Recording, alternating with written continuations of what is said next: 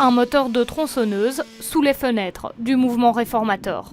Ces habitants de l'Est de Bruxelles sont excédés et fatigués. Selon eux, depuis l'application du moratoire du plan Wathelet, 300 avions survolent quotidiennement leur maison. Depuis que le moratoire est appliqué, nous avons en plus des atterrissages, nous avons les décollages qui repassent par chez nous. Donc en fait, le moratoire du plan Wathelet a fait qu'on n'a plus un seul jour de répit.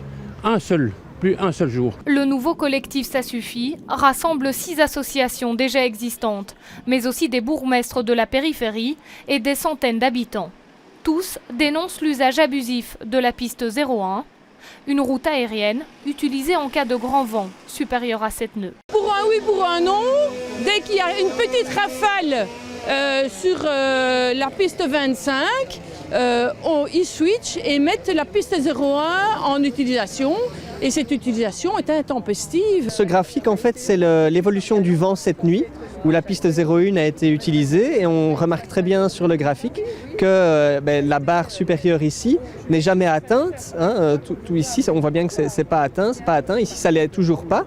Or, on a été survolé, donc on respecte même pas les normes de vent. C'est de la récupération de bas étages politiques. C'est une honte. Vincent de Wolf arrive sous les huées. Sa commune d'Etterbeek est soulagée, mais les habitants de l'Est de Bruxelles ont le sentiment d'avoir été abandonnés. Il faut continuer maintenant pour soulager Bruxelles, pour l'ensemble des habitants.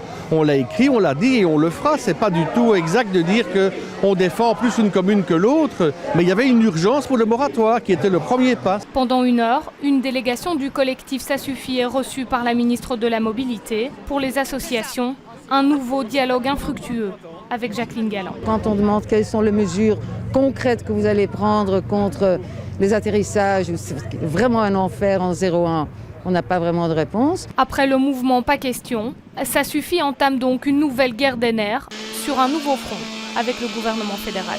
On ne dort plus, c'est du terrorisme d'État.